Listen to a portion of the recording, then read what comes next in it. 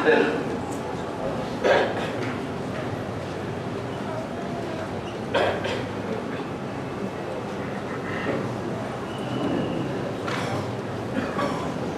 باللہ من الشیطان الرجیم بسم اللہ الرحمن الرحیم الحمدللہ رب العالمین الصلاۃ والسلام علی الرسول الثقلین محبوب رب المشرقین المغربین جد الحسن والحسین ابو القاسم محمد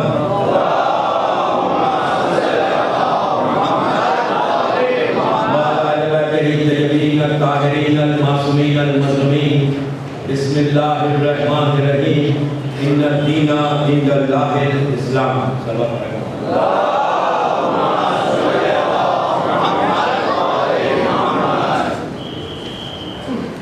حضرت حسین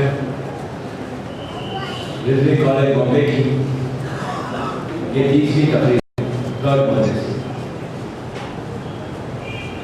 کہ ہم 21ویں صدی میں اسلام کو کیسا پیش کریں اور ہماری ذمہ داریاں کیا ہیں.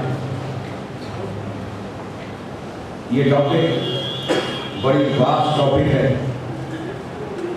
کہ اسلام کہ جو اتنا پرانا مذہب ہے اس مذہب کو 1,24,000 انبیاء نے دنیا تک پہنچایا اور وہاں سے پھر اماموں کا سلسلہ شروع ہوا اور 12 رسول کے وارث ہوئے، 11 دنیا سے چلے گئے شہادت پا کے اور ایک وارث آج موجود ہے انشاءاللہ. جب وہ ظہور کرے گا تو صحیح معنی میں اسلام کی جو صورت آج ہے بگڑی ہوئی صورت وہ اس سٹیج پہ جا کے صحیح ہوگی کہ جب اس دین کا آخری رہبر، آخری لیڈر، آخری رہنما پردے غیبت سے آئے.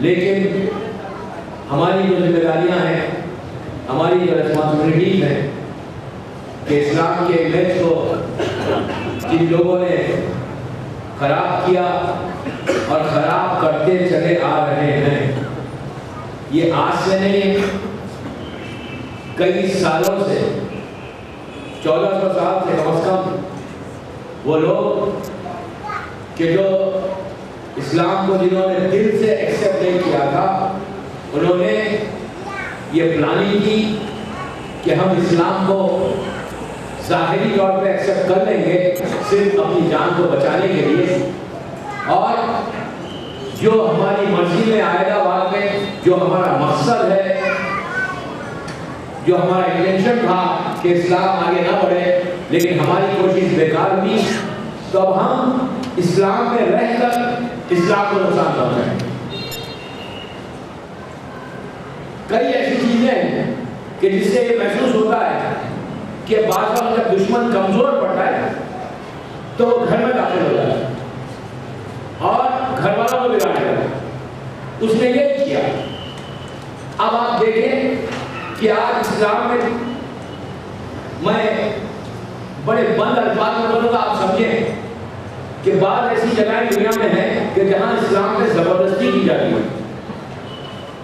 کہ اسلام کے احکام پہ عمل کرو، اور ان کا بڑا چرچا ہے دنیا میں. اسلام میں زبردستی نہیں ہے، لا اکراہ فی الدین. سورہ آیت کرسی کی آیت کہ لا اکراہ فی الدین. اسلام میں جبر نہیں ہے، زبردستی نہیں ہے، فورس نہیں کہ تم یہ کرو.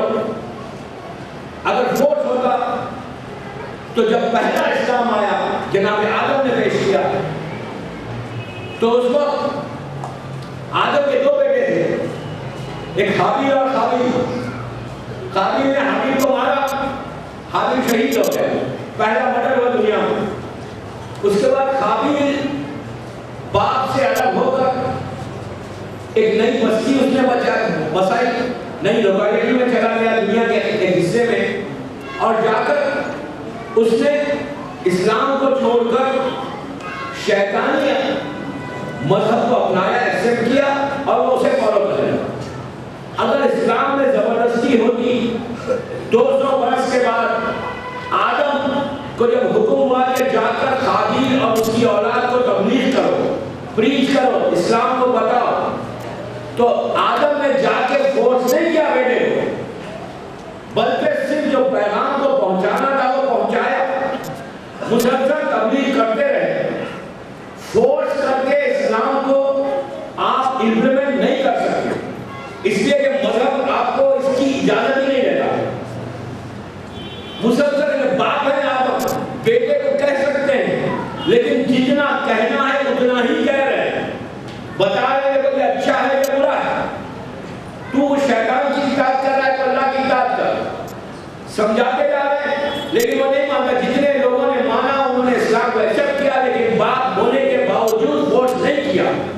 دوستو آج تو اسلام کی شکل بدل رہی ہے، میں آؤں گا اپنی منزل میں، لیکن اس سے بات ریلیٹ کرنے کے لیے کہ آج بعض ممالک میں، بعض کنٹریز میں تو کہتا ہوں کہ ایک ہی ایسا ملک ہے کہ جنہوں نے اس لیے اس عقیدے کو پروپوگیٹ کیا کہ بس نماز پڑھو اور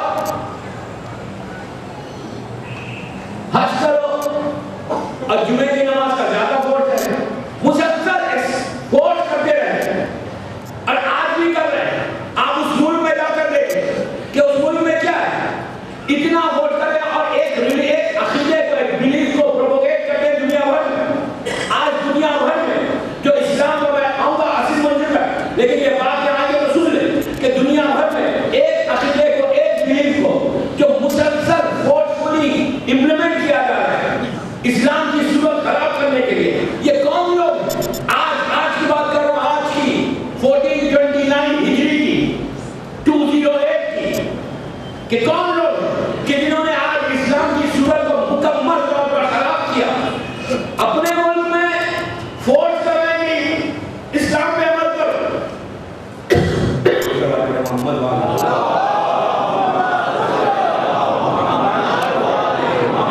ایک بار پڑھنے کا آواز اپنے ملک میں فورس کر رہے ہیں اور ایک ہی عقیدے کو پھیلاتے ہیں کہ صرف اللہ سے مانگو اور کسی سے مت مانگو۔ میرا سوال اتنے بڑے مجمع ہے کہ اگر یہ عقیدہ، اس لیے کہ یہ عقیدہ ہمارے مذہب میں بھی آ رہا ہے، سورج جو اسلام کی بگڑ رہی ہے نا، یہ عقیدہ، یہ بلیف ہمارے مذہب میں بھی آ رہا ہے۔ کل کچھ سوالات آئے، بعد میں مجھے دیا گیا، ابھی لا کے پھر ایک سوال دیا کہ ہم کیوں نہیں صرف اللہ سے مانگے؟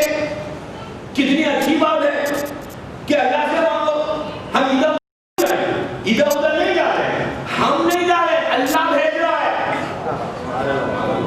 ہم جا رہے، یہ ہم کہہ رہے اپنی مرضی تو اسلام میں چلتی نہیں، ہماری مرضی نہیں ہے۔ ایک چیز یاد رکھیں کہ بات وائی، کیوں، یہ سوال جب تک آپ اسلام سے باہر ایک سوال کر سکتے ہیں، ایک دفعہ دائرہ اسلام میں آ جائیں تو ٹوٹل انکنڈیشنل سرنڈر ہے۔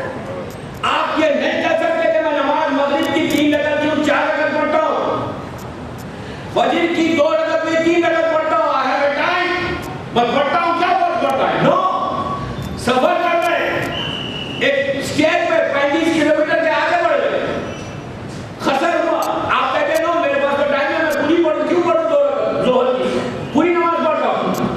اسلام میں کیوں کا سوال جب تک باہر ہے کرے، ایک دفعہ اندر آنے کے بعد جو اسلام کا فریم ہے اس فریم میں رہ کے زندگی گزارنا ہے تو پھر مسلمان۔ ہم اپنی مرضی نہیں چلا سکتے، یہاں پہ جو مسلسل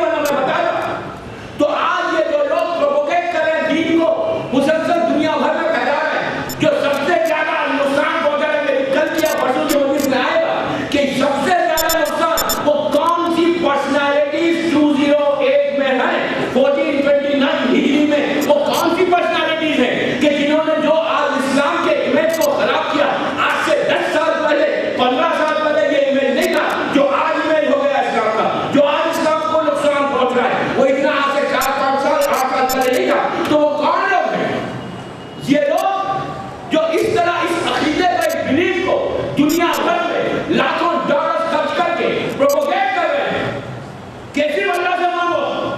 میرا سوال اتنے بڑے مجمع سے، کیا یہ جو چیز آپ کہتے ہیں اس پہ آپ کا عمل کرنا نہیں؟ اگر میں کوئی چیز آپ سے کہوں کہ پلیز آپ یہ کام کریں تو پہلے مجھے کرنا چاہیے پھر میں کسی کو بولوں. یہ اصول ہے نا. رسول نے جتنے احکام نازل کیے، حکم دیے، پہلے خود عمل کیا. نماز کا حکم دیا تو پہلے خود نماز کیا. روزے کا حکم دیا تو پہلے خود روزہ رکھا. حج کا حکم دیا پہلے خود جا کے حج کیا. یہ اصول ہے کہ آپ پہلے آپ عمل کریں پھر آپ دوسروں پہ امپلیمنٹ کریں. تو میرا سوال یہ کہ جو تم اتنے بڑے عقیدے کو پروپوگیٹ کر کے اسلام کے امیج کو خراب کر رہے ہو کہ صرف اللہ سے مانگو، جب تمہارے اوپر مصیبت آئی تم کہاں گئے؟ تم کہاں گئے؟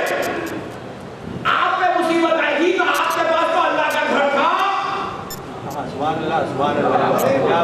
پلیز بیدار ہو میرے دوستو، آپ کے پاس تو اللہ کا گھر تھا.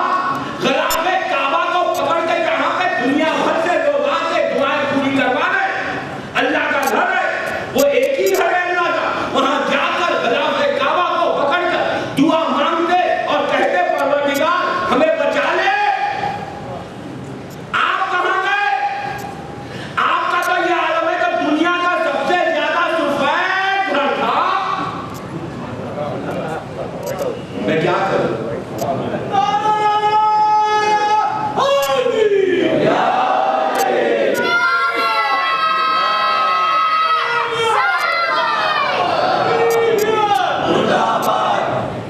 میں کیا کروں؟ نام نہیں لے سکتا. سب جانتے ہیں جو سب سے زیادہ سفید گھر ہے، ظاہری طور پہ سفیدی ہے، ورنہ تو اس سے زیادہ سیاہ گھر کوئی ہے ہی نہیں. وہاں گئے، کیوں گئے؟ کیوں جا کے مانگا ان سے مدد؟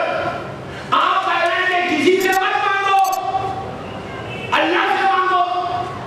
یہی لاکھوں ملین ڈالر جو خرچ کر کے صرف اس عقیدے کو پروپوگیٹ کر کے آج یہ لوگ ہمارے مذہب میں آ گئے اور کہہ رہے ہیں کہ کیوں آ گئے؟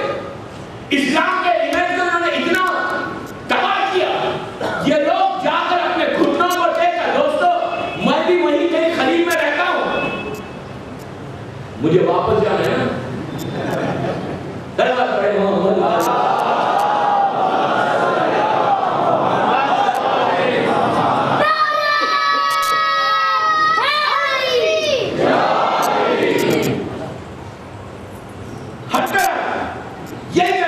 وہاں پہ کسی کا رول نہیں چلتا، ان کا چلتا ہے گاڈ فادر کا.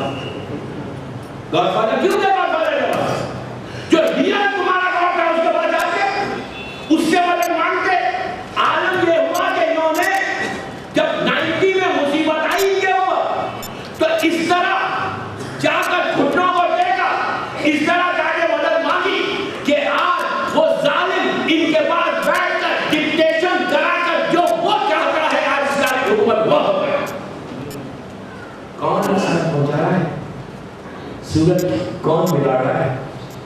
ہم کو کہتے ہیں کہ ہم ادھر ادھر جا کے اسلام کی صورت میں ممبر سے ذمہ داری سے ریسپانسبلٹی سے کہہ رہا ہوں، چیلنج کر رہا ہوں کہ 1400 سال کی ہماری تاریخ ہے، 1400 ایئرس کی ہماری ہسٹری ہے.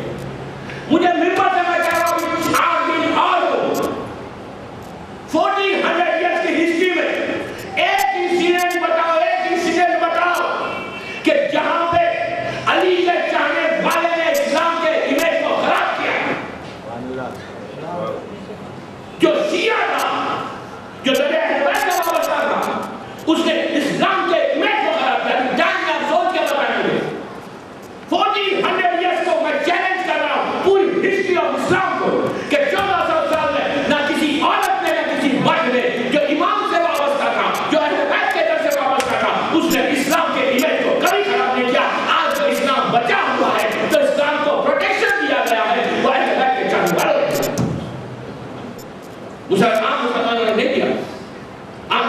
کی ہسٹری سنیں گے کہ انہوں نے کیا کیا کیا، آج سے نہیں کیا. وہ جو پرسنالٹی جو بگ براس تھی اس وقت کی مکے کی، کہ جو ہسٹری کے ٹیررسٹ ہیں، میں تھوڑی کہہ رہا ہوں، صحیح بخاری کہہ رہی ہے، صحیح مسلم کہہ رہی ہے، صحیح سیدہ کہہ رہی ہے کہ مکے کے جو 7-8 VVIPs تھے وہ ٹیررسٹ تھے، اس وقت کے ٹیررسٹ. بعد میں سب ختم ہو گئے، ایک بن گیا تھا، اس نے مجبوری میں اسلام کو قبول کیا، اور سب سے زیادہ نقصان اس کے خاندان میں پہنچا ہے.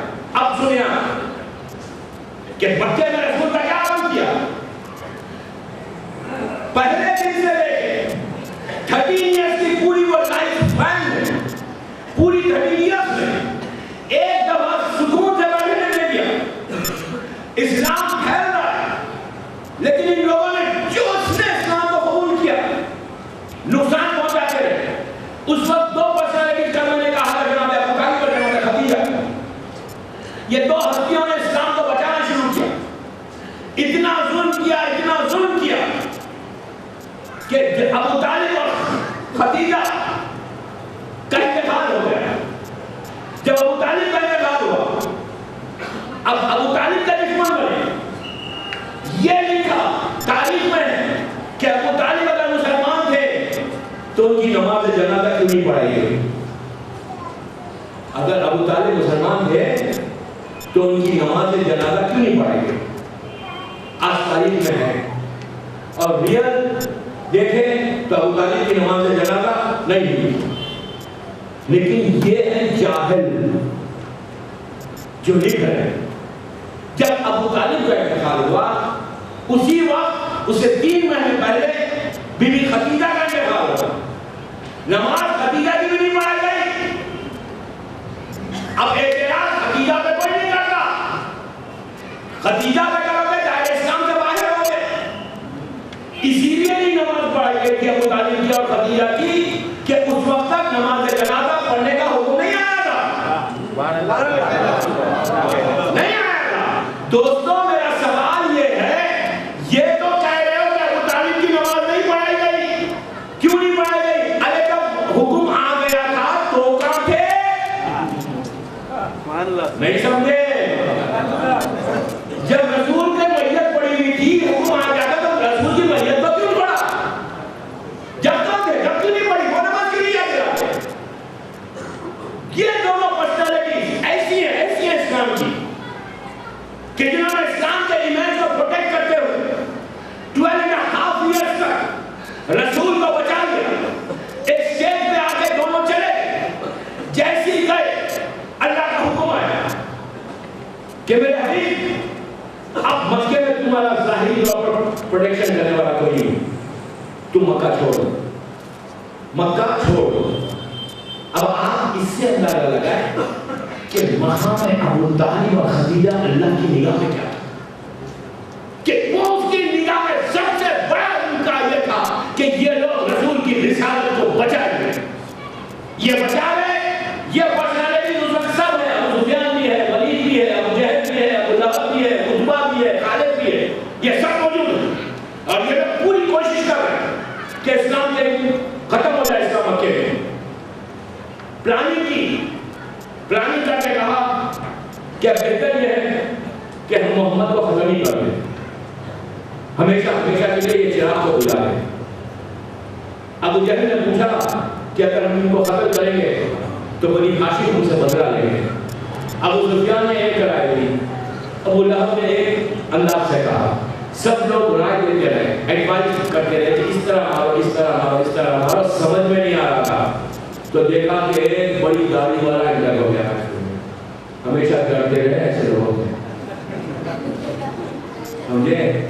جو بڑی بڑی تھی نا، میں کیا کروں، بڑے بھائی کا پیجامہ تھا، چھوٹے بھائی کا ہوتا پہن کے انٹر ہو گیا. انٹر ہو کے کیا کہا اس نے؟ میں تم کو ایڈوائز کرتا ہوں. کیا ایڈوائز کرتے ہیں؟ میں یہ ایڈوائز کرتا ہوں کہ آپ سب مل کے ہر قبیلے سے ایک آدمی کو لو اور لے کر محمد پہ حملہ کر. بنی ہاشم کتنے قبیلوں سے بدلا لیں گے. اس کی یہ بات سمجھ میں آئی. اسی انداز سے ان لوگوں نے اللہ کے رسول کے گھر کو گھیرنا شروع کیا. اب سنو دوستو, یہ پوری ٹاپ کلاس ہے جس کو بعد میں مسلمان کہتا ہے. اس شخصیت کو میں بتاؤں گا انشاءاللہ کل پرسوں کا ٹائم ہے کہ اصل ریموٹ کس کے پاس تھا, وہ جس نے ریموٹ سے ایسی سازش کی, اس خاندان نے ایسی سازش کی کہ آج تک اسلام کو نقصان پہنچا اور اب تک صورت بالکل بگڑ گئی. لیکن ہر دور میں ایسے لوگ تھے جنہوں نے اسلام کو بچانا شروع کیا, بچاتے رہے آج تک پہنچایا. اب ان کی وہ تو چلے گئے, اب آپ کی ذمہ داری ہے کہ اب جب آج اسلام کا امیج خراب ہو رہا ہے تو 201 کا شیعہ بامبے کا ہو, ہندوستان کے کسی حصے کا ہو, دنیا کے کسی حصے کا ہو, اپنے اپنے شہر میں امیج آف اسلام کو اتنا بلند کرو کہ دوستوں جیسے تمہارے باپ دادا آبا اجداد اور ان علماء نے کیا تھا جو پرانے زمانے میں امیج کو خراب ہو گیا, لیکن یہ لوگ بچاتے رہے. اور آج اسلام کم از کم 2008 تک تو اسلام پہنچ گیا تھا. اب 2008 سے لے کر تاظہور امام ہر شیعہ کی ذمہ داری ہے کہ اسلام کے امیج کو اتنا مضبوط کر دو کہ دنیا پکارے کہ ان کا اسلام الگ ہمارا اسلام الگ. چلو پڑھے محمد علیہ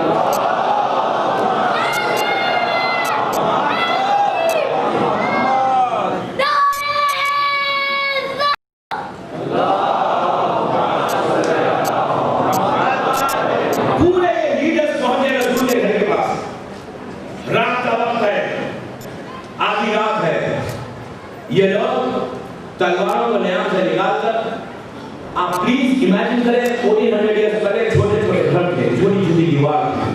آج جیسے بڑے بڑے ویلاز نہیں تھے یا بڑے بڑے اسکائی اسکائپرس نہیں تھے, چھوٹا سا گھر اللہ کے رسول کا, اس کو 25 آدمیوں نے تلواروں کے ساتھ گھیر دیا. اب گھیر کے کہا کہ اب ہم آج ختم ہی کر دیں. ایسے موقع پر اس سے پہلے جبرائیل نے آ کے اللہ کے رسول سے کہا کہ اللہ کہتا ہے کہ آج رات میں یہ کافر آپ کو ختم کریں گے, آپ آج رات میں مکے سے نکل جائیں. نکلے کیسا؟ تو کہا ان کے سامنے نکلو. آپ نے ایک چیز غور کی, اللہ چاہے آنکھیں رہنے کے باوجود اندھا کر دے گا. پلیز دوستوں, پلیز اسلام کی مدد کے لیے اگر تم آگے بڑھو تو ہر منزل پہ مدد ہے. آنکھیں ہیں, دیکھ رہے, ابو جہل بھی دیکھ رہا ہے, اللہ بھی دیکھ رہا ہے, ابو سفیان بھی دیکھ رہا ہے. آنکھیں ہونے کے باوجود, ویژن ہونے کے باوجود, اللہ کے رسول نے سورہ یاسین کی تلاوت کر کے, ان آیتوں کی تلاوت کر کے خاک کو اٹھا کے ان کے چہرے پر پھینکا. چہرے پہ پھینکنا تھا کہ آنکھیں رہنے کے باوجود اندھے ہو گئے. رسول ان کے سامنے سے چلا گیا. لیکن جاتے جاتے کیا کیا, جاتے جاتے اپنے بھائی کو بلایا کہ جس نے بعد میں دین کو بچایا. بلا کے کہا کہ یا علی, آج میرے بستر پہ تم سو جاؤ. یہ ایسا ناصر ہے رسول کا, پلٹ کے ایک ہی سوال کیا, کیا میرے سونے سے آپ کی جان بچ جائے گی؟ رسول نے کہا کہ ہاں جان بچ جائے گی. بستر پہ سو گئے, چادر اوڑھ کے سویا. یہ لوگ چلے, جب چلے یہ لوگ رات بھر, اب آپ خود دیکھیں کہ رات بھر یہ ولید اور ابو سفیان اور مروان اور جتنے کے خالد, ابو جہل اور ابو لہب پیر پہ کھڑے رہ کر اٹھ کے دیکھتے تھے بیڈ روم میں کہ رسول سو رہا ہے. اس لیے کہ جب رسول اللہ سوتے تھے تو آپ کے جسم سے ایک نور نکلتا تھا اور نور پورے روم کو برائٹ کر دیتا. آج کوئی اور سو رہا ہے, علی سو رہا ہے, نور ویسے ہی نکل رہا ہے. یہ سمجھ رہے ہیں کہ رسول رات بھر دیکھتے رہے, رات بھر دیکھتے رہے. اور ادھر پروردگار نے جبرائیل اور میکائیل کو بلا کے کہا کہ دیکھو وہ کون سو رہا ہے, قرآن کی آیت ہے, وہ کون سو رہا ہے. انہوں نے کہا ہم نہیں جانتے. کہا یہ وہ ہے کہ جس کے لیے اللہ نے پکار کے کہا کہ وَمِنَ النَّاسِ مَن يَشْرِي نَفْسَهُ ابْتِغَاءَ مَرْضَاتِ اللَّهِ وَاللَّهُ رَءُوفٌ بِالْعِبَادِ, کہ آج یہ وہ سو رہا ہے کہ پورے 1,24,000 انبیاء کی جان کو بچا کر خود سلمان کی چھاؤں میں سو کے بتایا کہ دین کو ایسے بتایا جا سکتا ہے. اور بچائے دوست ایک چیز یاد رکھو,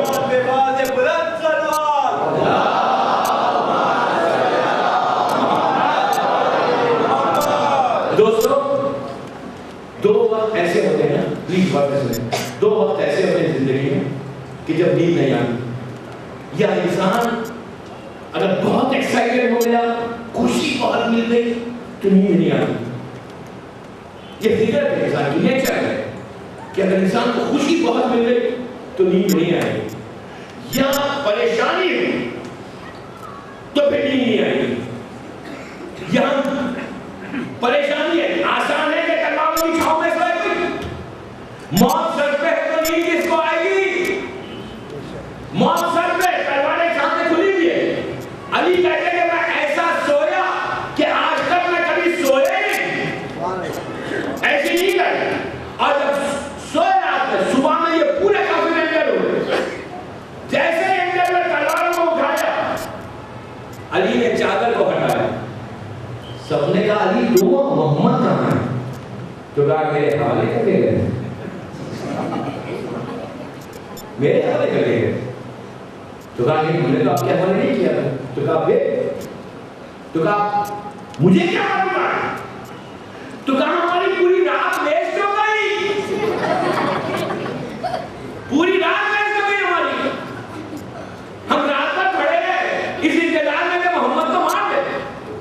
آپ دیکھیں کہ جو خون کے پیاسے تھے، بعد میں وہ اسلام کو قبول کر کے کیسے اسلام پیش کر سکتے تھے؟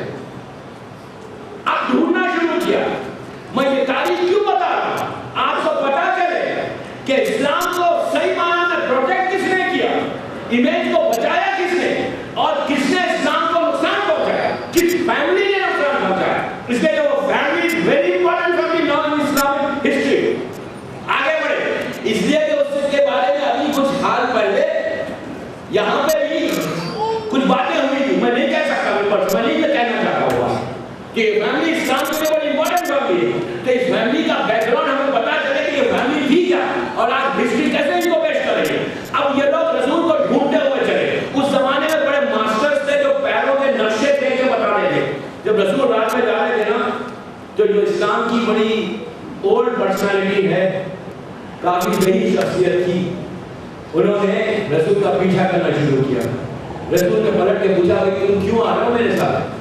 تو کہا آپ اکیلے جا رہے ہیں، you know I am your well wisher. تو رسول نے کہا اچھا اوکے کم لے لیا تھا.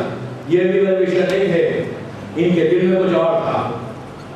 یہ گئے غار میں، جیسے غار میں گئے ڈھونڈتے ہوئے وہ کافر غار تک پہنچے.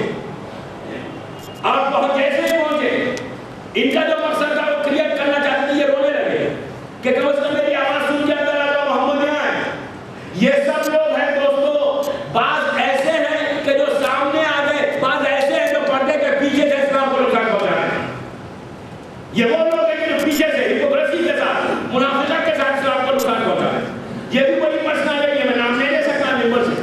یہ بھی بڑی پرسنالٹی ہے. اب کوشش کرتے رہے کہ اسلام رسول کو بتا دے، لیکن اس کو بچانے والا خدا سے کون نقصان پہنچائے. وہاں سے رسول ہجرت کر کے گئے، مدینہ پہنچے. جب مدینہ پہنچے تو اس کے بعد پھر علی چلے گئے، خاندان کو لے گئے. مدینہ رسول پہنچ گئے. اب اسلام کو ایک راحت ملی، ایک لائف ملی مدینہ. رسول کا اونٹ جس جگہ پہ جا کے رکا وہ جناب ابو ایوب انصاری کا گھر تھا. وہیں پہ رسول رکے، 3 دن آپ نے قیام کیا. اس کے بعد پھر مسجد بھی بن تعمیر ہوئی، مسجد نبوی چھوٹی اسی طریقے سے. اب ہر طرف سے جو مکے میں کافر تھے، ان کو تو شکست ہو گئی، ان کو تو ڈیفیٹ ہو گئی کہ رسول مکے سے چلے گئے اور مدینہ میں اسلام پھیلنا شروع ہوا.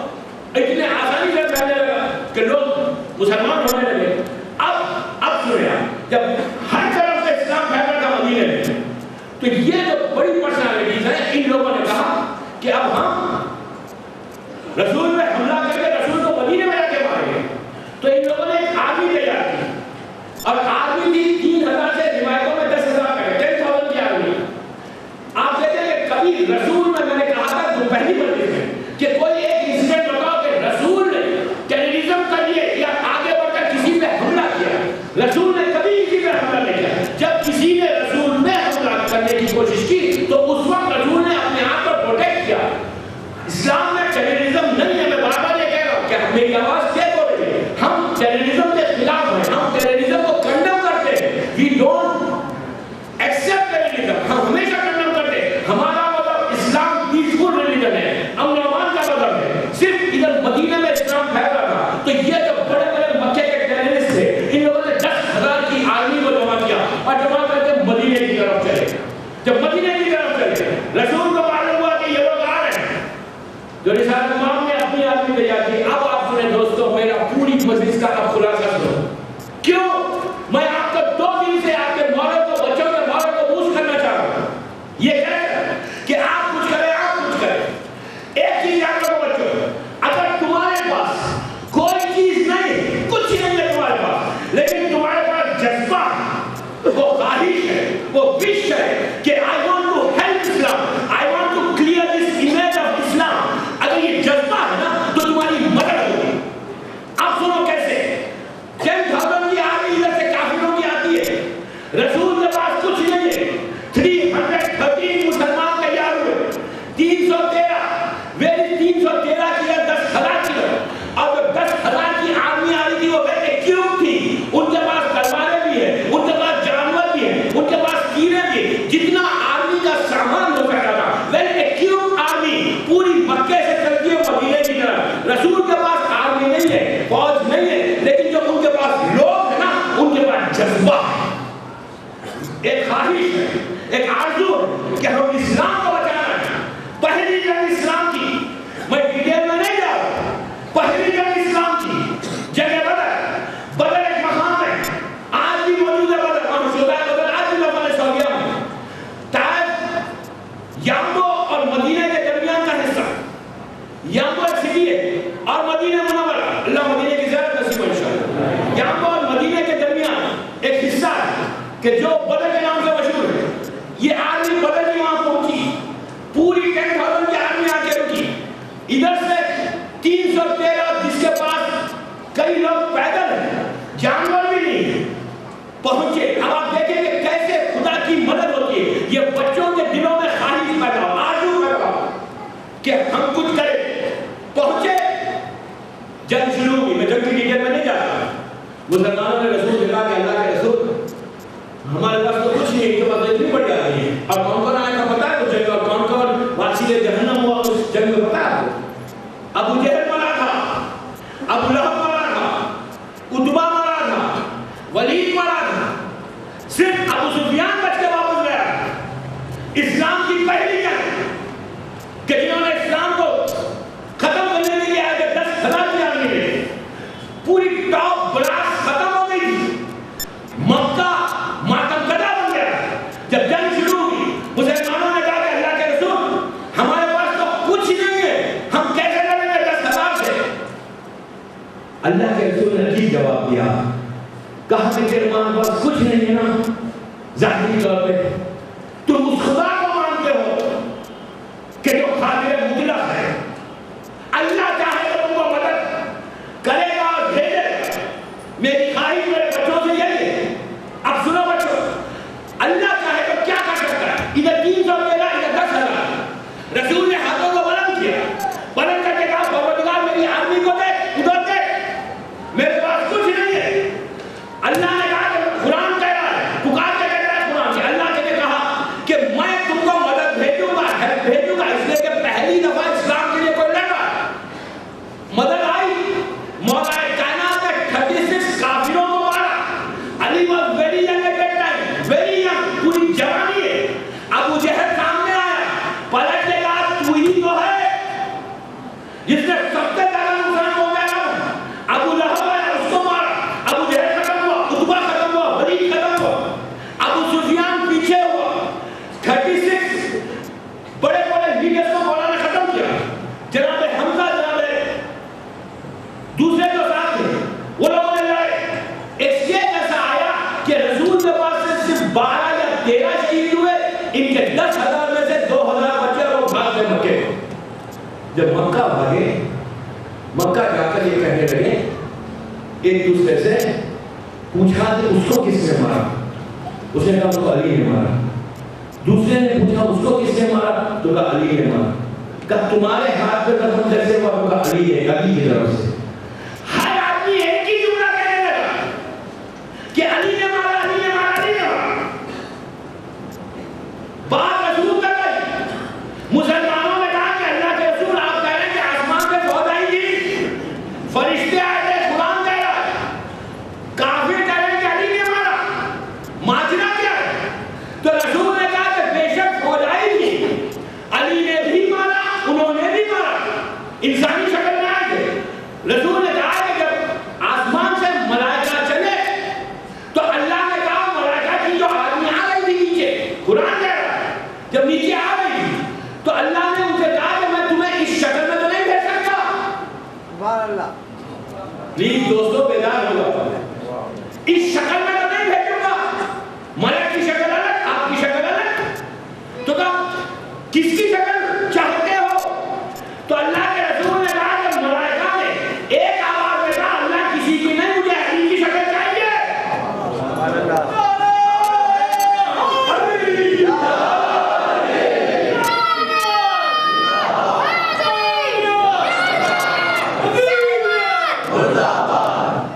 ایک اور پڑھے سوال.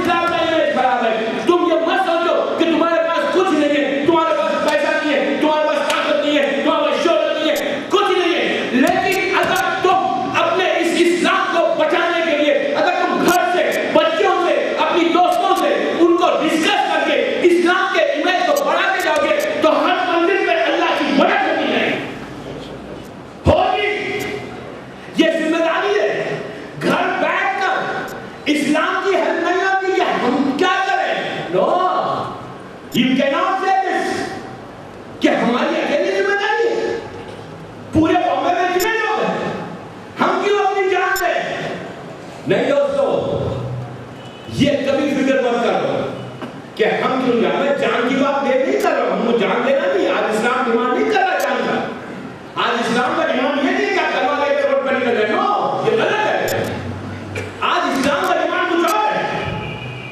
جو اسلام آج ڈیمانڈ کر رہا ہے اس طرح آگے بڑھو. ایک چیز یاد رکھو، جب اسلام کے لیے انسان آگے بڑھتا ہے تو اللہ کی مدد ایسی ہوتی ہے کہ ہر ناممکن چیز ممکن ہوتی جاتی ہے.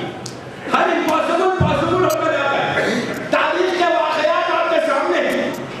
انسان کا بڑا اتنی بڑی فوج، دنیا کی سب سے بڑی آرمی ظاہری طور پر، پلیز غور سے سنیں، اتنا بڑا مجمع ہے. میں پھر نام نہیں لوں گا، آپ سمجھیں گے. دنیا کی سب سے بڑی طاقت، سب سے بڑی طاقت آج کی دنیا کی بات کرو، سب سے بڑی ویل ایکوپڈ آرمی.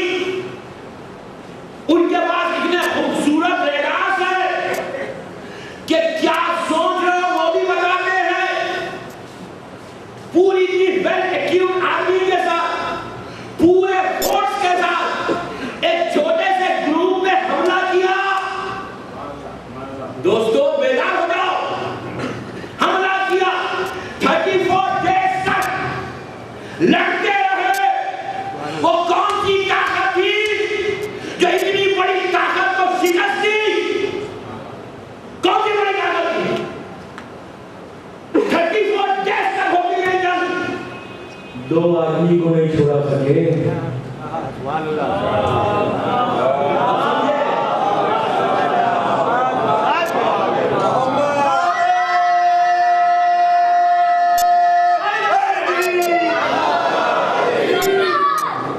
ذرا پڑھے بابا ذرا.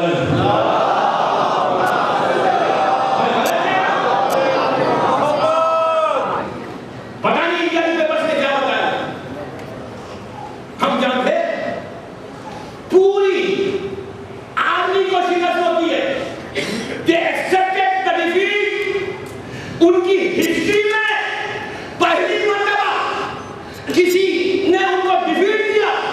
اس لیے کہ ان کی پاس ہسٹری یہ تھی کہ بڑے بڑے ملکوں کو 6 دن 7 دن آرمی میں کھا گئے. یہی سمجھ کے آئے تھے. لیکن ان کا اسلام اور تھا، ان کا اسلام اور ہے. وہ ان کا اسلام تھا کہ جن کو انہوں نے 7-8 دن میں ڈیفیٹ دے دی. یہ اسلام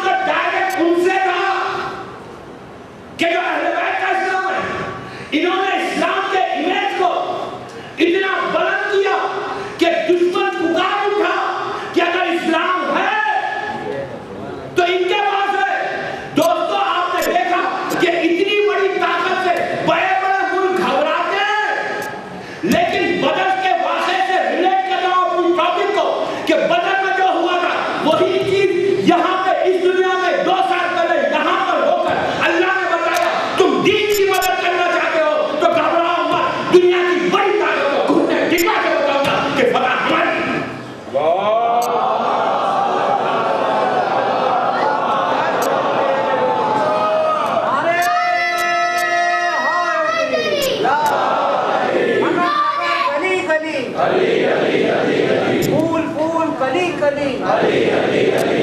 چمن چمن کلی کلی شیعوں کا مولا، ہم سب کا پیارا مولا، ذرا پیار سے بولو نعرے حیدری۔ میں نے وہ اسٹیٹمنٹس پڑھے جو گز کے پیپرز میں آیا،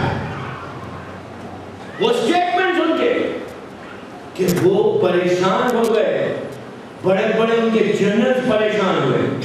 ان سے جب لندن میں پوچھا گیا اس ہاسپٹل میں اس جنرل کو کہ بابا آپ تو شکست کبھی ایکسپٹ ہی نہیں کی، آپ نے تو اپنی زندگی میں دیکھی نہیں ڈیفیٹ، یہ کیسے ہو گیا؟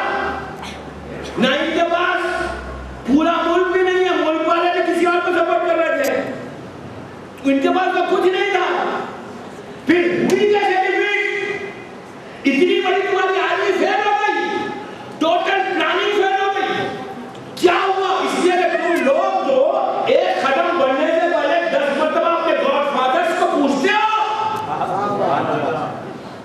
جتنے بڑے بڑے گاڈ فادرز تمہارے ہیں ان کو پہلے پوچھتے ہو پھر ایک قدم آگے بڑھاتے ہو۔ تمہاری تو اتنی بڑی پلاننگ تھی، ان کے پاس تو کچھ بھی نہیں ہے، پھر کیسے ڈیفیٹ ہوئی؟ اور تمہاری ڈیفیٹ میں تم کا تو مقصد تھا کہ 2 آدمی کو لے کر آ جاؤ، تو دوستو تم 2 آدمی کو بھی نہیں لے کے جا سکے۔ تو جنرل کا عجیب اسٹیٹمنٹ تھا، وہ کہتا ہے کہ ان کے جب نعرے لگتے تھے، جب یہ اللہ اکبر کہتے تھے تو ہمیں ایسے معلوم ہوتا تھا کہ ہزاروں کی فوج ہے جو ایک ساتھ ہم پہ حملہ کر رہی ہے۔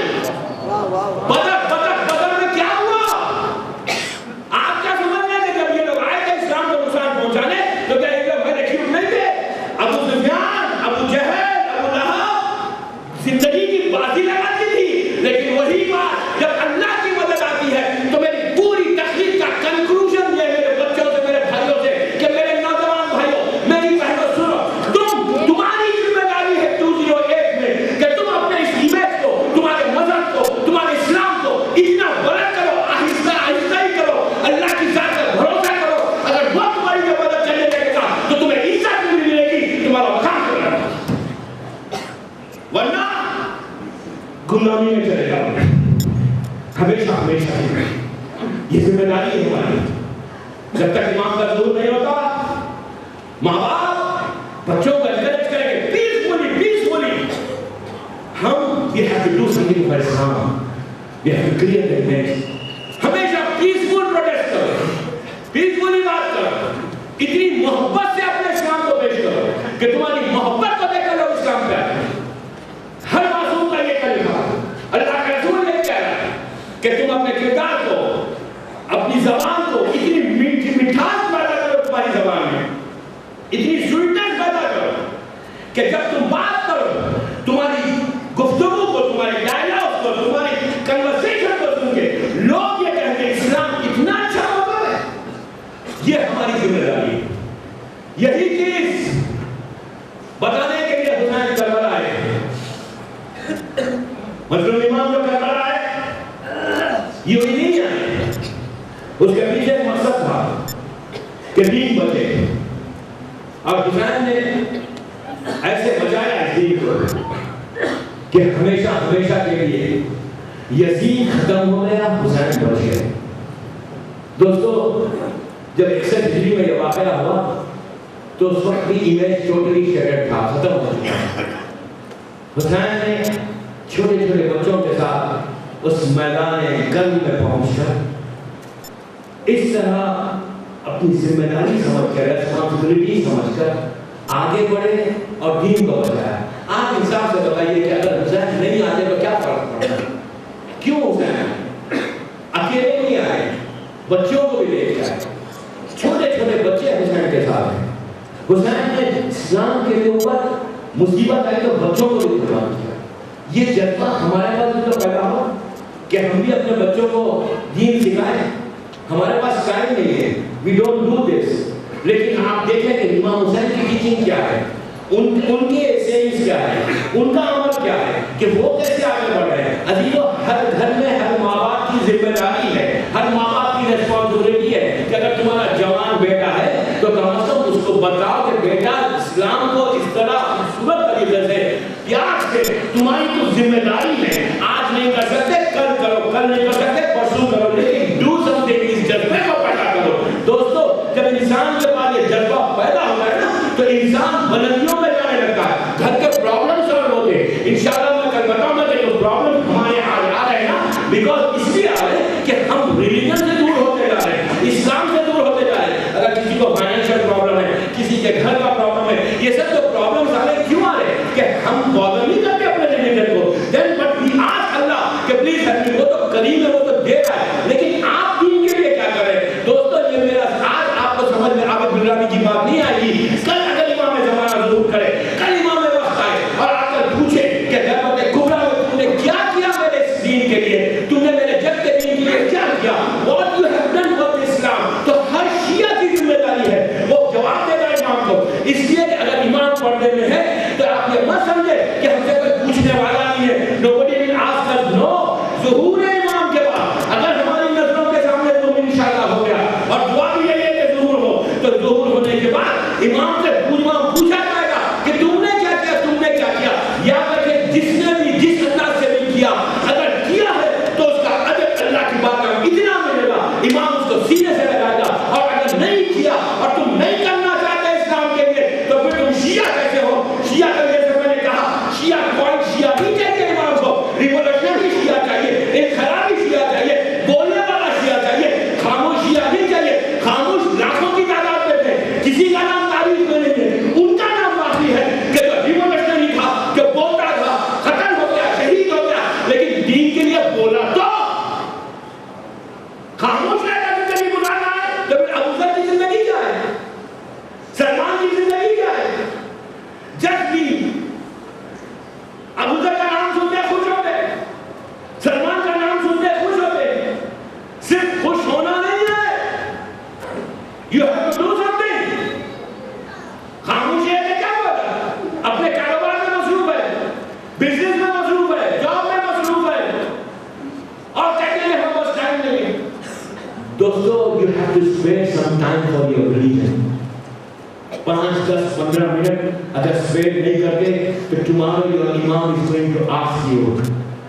کل امام پوچھے گا, میسم پوچھیں گے, ابو ذر پوچھیں گے کہ تم نے کچھ نہیں کیا دین کے لیے, جبکہ تمہارے پاس ہر چیز تھی. میرا وقت ہو گیا, میں اس کو کل بتاؤں گا کہ سلمان کا کنٹریبیوشن کیا ہے. صرف یہ مت سنو کہ سلمان 10 درجے کا تھا, نہیں, 250 ایئرس کی ایج میں سلمان نے دین کو پہنچا. میسم کی 75 ایئرس کی ایج تھی, he was old. میسم نے کیسے دین کو پہنچایا, تمہارا ہم میرے بڑے. اور میرا یقین ہے منبر سے کہ 9 محرم تک اگر میرے بچے تیار ہو جائیں, میرے بھائی تیار, میری بہنیں تیار ہو جائیں, تو اس اشرف کی کامیابی میرے سر ہے. ایک بھی وقت کی تیار ہوتی ہے, ایک رکعت میں تیار ہوتا ہے, اس جذبے کے ساتھ, اس خواہش کے ساتھ کہ I don't have anything, نہ پیسہ, نہ شہرت, نہ دولت, نہ لشکر میرے پاس, لیکن میرے پاس جذبہ ہے. جذبہ اس مالا کو پوچھ کرتے دو, خواہش کرتے دو کہ ہم کچھ کریں گے اسلام کے لیے. جیسا آپ یہ خواہش کرتے ہیں کہ میرا بیٹا ڈاکٹر بنے, میرا بیٹا انجینئر بنے, میرا بیٹا سی اے کرے, میرا بیٹا چارٹرڈ اکاؤنٹنٹ, جو بھی بڑی بڑی پروفیشنل کورسز ہیں یہ کرے. یہ بھی خواہش کرو کہ میرا بچہ دین کے لیے کچھ کرے. یہ خواہش آپ کریں, نہیں یہ مولوی کرے, ہم کیوں نہیں کریں. یہ جذبے کو ختم کرو دوستو, یہ جذبہ نہیں ہونا چاہیے. 2008 میں یہ جذبے کو ختم کرو کہ ہم کیوں کریں. ہر کی خواہش ہے کہ اولاد اچھی تعلیم, میں کہتا ہوں بہترین تعلیم دلاؤ بچوں کو, بہترین تعلیم دلاؤ. ایجوکیشن از مسٹ, اس لیے جتنا ایجوکیشن ہوگا, جتنا علم وہ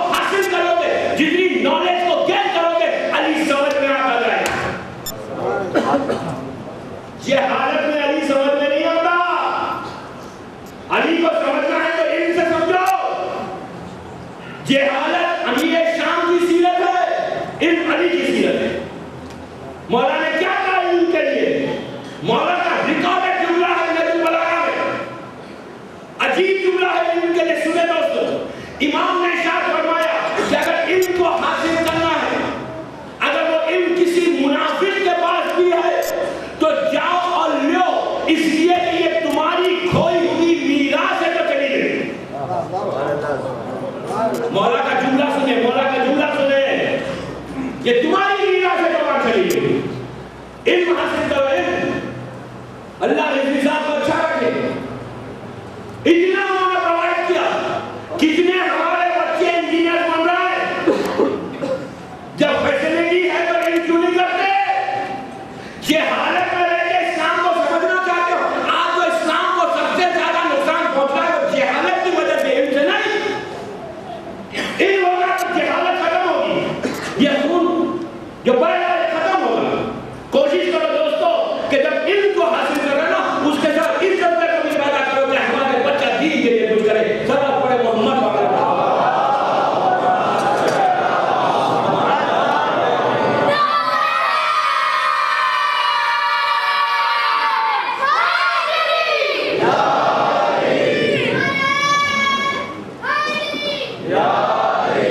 علم حاصل کرتے جائیں، انشاءاللہ آپ کو اس منزل تک پہنچے گا۔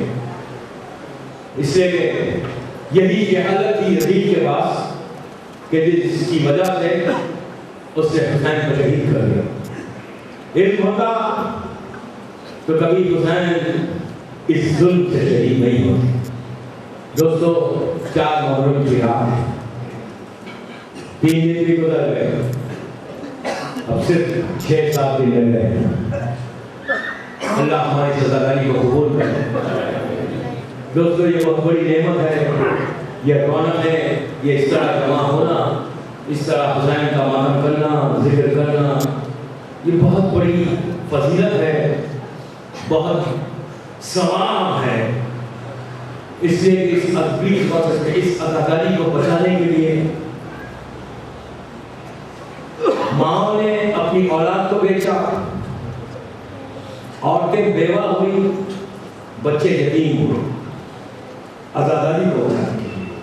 ہماری ہسٹری 61 ہجری سے لے کے 1439 ہجری تک جو ہماری ہسٹری ہے، اگر آپ اس میں دیکھیں تو اس عزاداری کو پروٹیکٹ کیا، اس عزاداری کو بچایا۔ آج بڑی سکون کے ساتھ کالج میں بیٹھ کر آپ ذکر حسین کر رہا ہے۔ آپ کو کوئی یہ نہیں کہتا کہ آپ باہر رہیں گے تو آپ کے بچوں کو ہم ذبح کر دیں گے، آپ کے گھر کو لوٹ دیں گے، لیکن اس عزاداری کو بچانے کے لیے ایسے دور سے، ایسے زمانے سے شریعت گزری کہ لوگ بچوں کو، اپنی مائیں بچوں کو بیچ کر عزاداری کی ہوگی۔ تاریخ کا ایک عجیب واقعہ ہے، عرب کا واقعہ مدینہ منورہ کا ہے یا مکے کا ہے یا عراق کا واقعہ ہے۔ آج سے 300 برس پہلے ایک ایسے عزادار امام کے چاہنے والے، لیکن حکومت کا ڈر، حکومت کا خوف اور پھر مال دنیا سے کچھ نہیں تھا، پیسے نہیں۔ محرم بالکل سر پہ آ گیا، مال دنیا سے کچھ نہیں ہے، حکومت کے سامنے اعلان بھی نہیں کر سکتے، وقت خراب تھا۔ تو اس وقت اس ماں نے اپنے شوہر سے کہا کہ میرا ایک بیٹا ہے، اسے لے کے جاؤ اور بازار میں بیچ دو، بیچ کے جو پیسے آئے اسے لاؤ، ہم حسین کی عزاداری خاموشی سے کریں گے، تولد کا اہتمام کریں گے۔ عزیزوں، ماں نے دل پہ پتھر رکھ کر اپنی اس اولاد کو نیا لباس پہنایا، سجا کر شوہر کے حوالے کیا کہ جا کے بازار میں بیچ دو اور پیسے لے کے آؤ۔ غریب ہے لیکن جذبہ ہے کہ حسین کو مہمان کرے۔ گئے بازار میں بیچا، پیسے آئے تو اس عورت نے عزاداری کی، لیکن جب رات آتی تھی تو یہ ماں ہے تڑپ جاتی، کہتی کہ پتہ نہیں میرا بچہ نے کچھ کھایا یا اب تک بھوکا ہے۔ یہی تڑپتی رہی، دن گزرے، عاشورہ گزر گیا۔ عاشورے کا تو یاد زیادہ نہیں کیا، لیکن 11 محرم کو ماں تڑپ گئی کہا کہ پتہ نہیں بچے کی میرے کیا حال ہے، ایک ہی بیٹا تھا، وہ بھی میں نے حسین کو دے دیا۔ پھر دل میں خیال آیا کہ میں نے تو حسین کو دیا، میرا بچہ صحیح ہوگا۔ یہ کہنا تھا کہ گھر پہ دخل باب ہوا، شوہر گیا دروازہ کھولا تو دیکھا کہ ایک شخصیت ہے اور اس کا بیٹا کھڑا ہوا۔ یہ گھبرا گیا، بیٹے پہ بگڑنے لگا کہ تو نے کیا کہا، کیا میرے پاس تو پیسے بھی نہیں ہے کہ میں اس کو واپس کروں، تو کیوں آیا گھر کو؟ تو اس کے بچے نے کہا کہ میں نہیں آیا، آپ نے جس کے پاس بیچا تھا اس کے پاس انہوں نے آ کے کہا کہ اس کی ماں بہت تڑپ رہی ہے اور جتنا پیسے اس نے آپ کو دیے تھے اس کے دگنے دے کر انہوں نے مجھے خریدا، خرید میں لا کر گھر پہنچایا۔ تو اس نے پلٹ کے پوچھا کہ آپ ہیں کون؟ تو کہا کہ تو نے کس کے نام پہ بیچا تھا بچے کو؟ اس نے کہا کہ میں حسین کے نام پہ بیچا تھا۔ سر کو جھکا کے کہا کہ میں بھی حسین کے قریب ہوں۔ دوستو، جب انسان آگے بڑھتا ہے تو امام کی مدد ہوتی ہے۔ ایسا نہیں ہے کہ حسین غافل ہے آپ سے، ہر نماز کو دیکھ رہا ہے۔ آج کی تاریخ فاطمہ کا لال منزلوں میں طے کرتا ہوا کربلا پہنچ گیا۔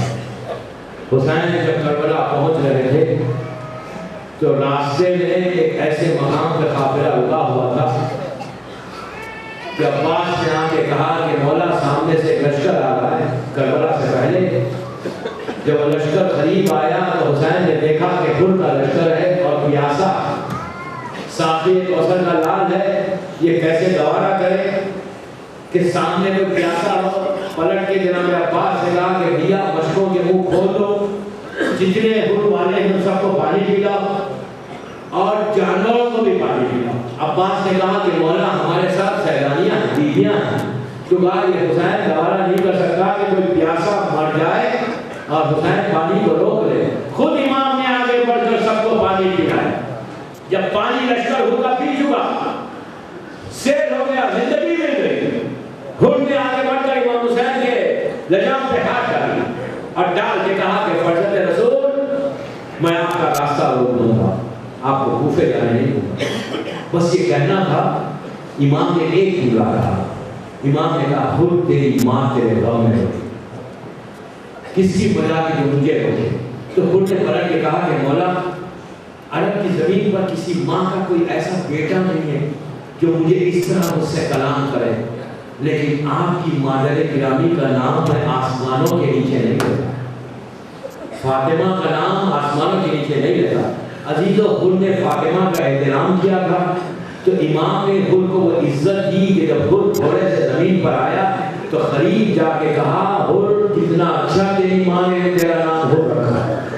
اس کے بعد فاطمہ کا احترام کرنے کی وجہ سے رومال فاطمہ خود کے سر پہ باندھ دیا۔ خود وہ بادشاہ ہے کہ جس کے سر پہ یہ تاج موجود ہے، ساری دنیا کے تاج ایک طرف، رومال فاطمہ ایک طرف۔ علی و حسین منزلوں کو طے کرتے ہوئے کربلا کو محرم کو پہنچے۔ جب کربلا کی زمین پر یہ قافلہ پہنچا، حسین کا گھوڑا آگے نہیں بڑھ رہا تھا۔ روایت میں ہے کہ 6 یا 7 جانوروں کو حسین نے بدلا۔ اس کے بعد ٹھہر گئے، سامنے بنی اسد کے قبیلے والے تھے، ان کو بلوایا، بلوا کے پوچھا کہ یہ بتاؤ کہ زمین کا نام کیا ہے؟ حسین جانتے ہیں؟ تو کسی نے آگے بڑھ کے کہا کہ اس سے شد الفرات کہتے ہیں۔ پھر امام نے کہا اور کا کوئی نام ہے؟ تو کسی نے کہا نینوا ہے اس کا نام۔ پھر امام نے پوچھا کیا اور کوئی نام ہے؟ تو کسی نے کہا ماریا ہے اس کا نام۔ امام نے کہا کیا اور کوئی نام ہے؟ تو ایک ضعیف شخص نے آگے بڑھ کے کہا کہ فرزند رسول اسے کربلا کہتے ہیں۔ کربلا کا نام سنا، حسین نے عباس سے کہا کہ ہماروں کو روک لو، بس یہی پر ہمیں رہنا ہے۔ خیمے لگائے گئے، جب خیمے لگ گئے، بیویاں خیمے کے پاس اندر آئی، جناب زینب خیمے کے اندر آئی۔ کچھ لمحے گزرے تھے کہ فضا کو بلا کے کہا کہ جا کر بھیا کو بلا کر لے کر آؤ۔ حسین کو آ کے فضا نے کہا کہ شہزادی آپ کو یاد کر رہی ہے۔ حسین خیمے میں آئے، جیسے خیمے میں آئے تو زینب نے ایک جملہ کہا کہ ماں جائے جب سے زمین پہ میں آئی ہوں پشتے خیموں سے کسی بیوی کی رونے کی آواز آ رہی ہے، بھیا میں گھبرا رہی ہوں، یہ زمین کون سی ہے؟ تو حسین نے کہا بہن تم نے پہچانا نہیں،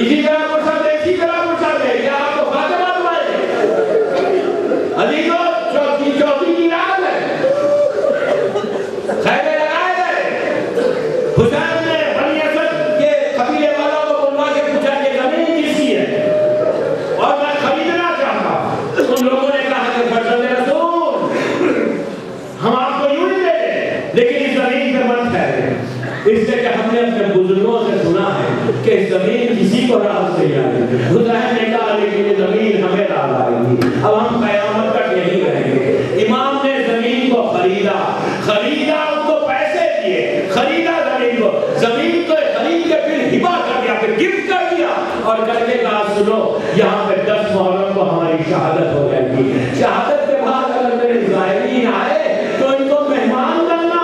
عزیزوں کتنا خیال امام کو آتا ہے کہ جب میرے زائرین میرے مقبر کی زیارت کو اللہ ہم کو کربلا کی زیارت نصیب ہو انشاءاللہ کل سے۔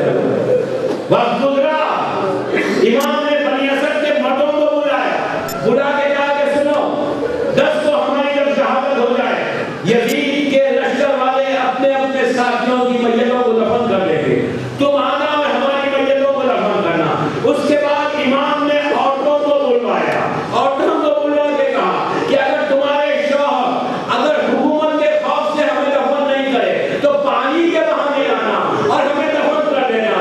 اس کے بعد امام چھوٹے چھوٹے بچوں کو بلوا کے کہا بچوں سنو اگر تمہارے ماں باپ تم ہمیں دفن نہیں کرے ارے کھیلتے ہوئے آنا، ایک ایک الٹی خواب اٹھانا، ہمارے جسموں پہ ڈال دینا۔ حسین نے 3 وصیتیں کی۔ وقت گزرا، جب 11 محرم آئی، 12 کا دن آیا تو بنی اسد کے مردوں کو حسین کی وصیت یاد آئی تو ان لوگوں نے کہا کہ ارے ہم جا کے حسین کو دفن کریں، حسین اور حسین کے ساتھیوں کو۔ تو عورتوں نے کہا امام نے ہم سے بھی وعدہ کیا تھا، بچے آگے بڑھ گئے، کہا نہیں ہم بھی جائیں گے، حسین نے ہم کو بھی کہا تھا۔ یہ قافلہ جب پہنچا تو عجیب منظر دیکھا کہ کربلا کی میدان میں لاشیں پڑی ہوئی ہیں، کوئی سر نہیں ہے۔ اب یہ پریشان تھے کہ انہوں نے دیکھا کہ سامنے سے ایک سوار آیا اونٹ پہ جو زنجیروں میں جکڑا ہوا تھا، قریب آیا، آگے کہا ٹھہرو میں بتاتا ہوں کہ کس کی میت ہے۔ ایک جوان کی میت کے پاس پہنچا جس کا سینہ زخمی تھا، اپنے سینے میں مار کے کہا ارے یہ میرا بھائی علی اکبر ہے۔ پھر ایک میت کے پاس پہنچا جو پامال تھا، ٹکڑے ٹکڑے تھے، کہا میرا بھائی قاسم ہے، آنا محمد کا اشارہ کیا۔ اس کے بعد ایک نشیب میں آئے، نشیب میں آ کے سر پیٹنے لگے کہ یہ میرا بابا ہے۔ پھر لوگوں نے پوچھا آپ کون ہے؟ تو حسین کی لاش کی طرف اشارہ کر کے کہا میں ان کا بیٹا سید سجاد ہوں۔ حسین کو دفن کر دے۔ ان لوگوں سے کہا کہ چلو ابھی نہر تک جانا ہے۔ نہر تک پہنچے، عباس کی لاش کو اٹھایا، دفن کیا، دفن کر کے ان سے کہا کہ تم پیچھے رہ جاؤ۔ خود خبر میں اترے، اپنے رخسارے کو عباس کے سینے میں رکھا، رکھ کے کہا چچا آپ تو سو رہے ہیں لیکن آپ کی بہنیں کوفے میں بے ندا ہے، چچا آپ آرام کر رہے ہیں، آپ کی بہن کی خود پہ داد جانے والے جا رہے ہیں، چچا آپ آرام کر رہے ہیں، سکینہ کو تماچے لگ رہے ہیں۔